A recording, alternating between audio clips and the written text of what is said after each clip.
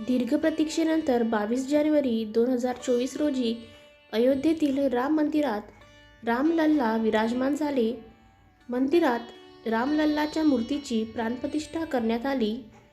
16 जानेवारीपासून अयोध्येत प्राणप्रतिष्ठा पूजा सुरू झाली होती. पण प्राणप्रतिष्ठा का केली जाते? मूर्तीमध्ये देवाचे अस्तित्व आणणारी ही पूजा काय असते ते जाणून घेऊया. राम मंदिरातील प्राणप्रतिष्ठेसाठी 22 जानेवारी 2024 रोजीचा मुहूर्त निश्चित करण्यात आला होता. दुपारी 12:29 पूजा सुरू झाली. विशेष मंत्रोच्चारात रामलल्लाला स्नान घालण्यात आले. त्यानंतर विधिवत वस्त्र नेसवण्यात आली. त्यानंतर आरती करण्यात आली. प्राणप्रतिष्ठा का असते आवश्यक?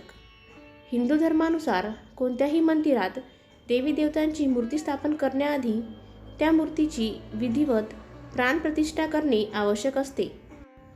प्राणप्रतिष्ठेचा अर्थ आहे की मूर्तीमध्ये प्राण आणणे, जिवंत शक्ती आणणे. तोपर्यंत मूर्ती देव नसते. देवाचे प्राण त्यात आणण्यासाठी प्राणप्रतिष्ठा करावीच लागते. कोणत्याही मूर्तीत प्राणप्रतिष्ठा करण्यासाठी धर्मशास्त्रानुसार विधी आणि मंत्रोच्चार करून पूजा केली जाते. कोणत्याही मूर्तीची प्राणप्रतिष्ठा करताना अनेक टप्पे पार करावे लागतात. या सर्व अवस्थांना सहवास असे म्हणतात. हिंदू धर्मातील पुराण आणि ग्रंथांमध्ये प्राणप्रतिष्ठेचे वर्णन केले आहे. हिंदू धर्म ग्रंथानुसार प्राणप्रतिष्ठा केल्याशिवाय कोणत्याही मूर्तीची पूजा करता येत नाही.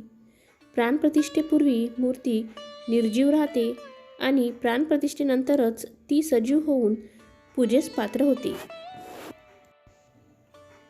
प्राणप्रतिष्ठेची संपूर्ण प्रक्रिया काय आहे?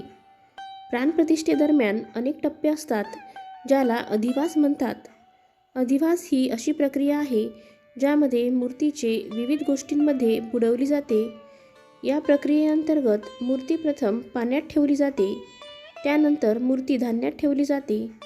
यानंतर ही मूर्ती फळांमध्ये ठेवली जाते आणि नंतर औषध, केशर आणि नंतर तुपात ठेवली जाते. या प्रक्रियेनंतर मूर्तीला विधीपूर्वक आंघोळ घालण्यात येते. या दरम्यान मूर्तीला विविध साहित्याने आंघोळ करून अभिषेक केला जातो. स्नानानंतर विविध मंत्रांचा उच्चार करून देवाला जागृत केले जाते. यानंतर प्राणप्रतिष्ठेची पूजा सुरू होते.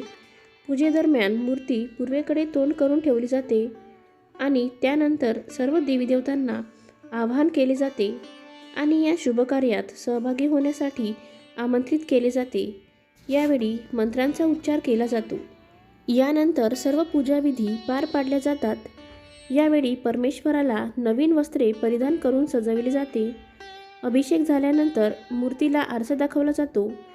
असे मानले जाते की देवाचे डोळे इतके तेजस्वी असतात की केवळ देव स्वतःच त्याचे तेज सहन करू शकतो. शेवटी आरती झाल्यानंतर लोकांमध्ये प्रसादाचे वाटप केले जाते. जर तुम्हाला माझा व्हिडिओ आवडला असेल तर प्लीज माझ्या चॅनलला लाईक, शेअर आणि सबस्क्राईब करा. धन्यवाद.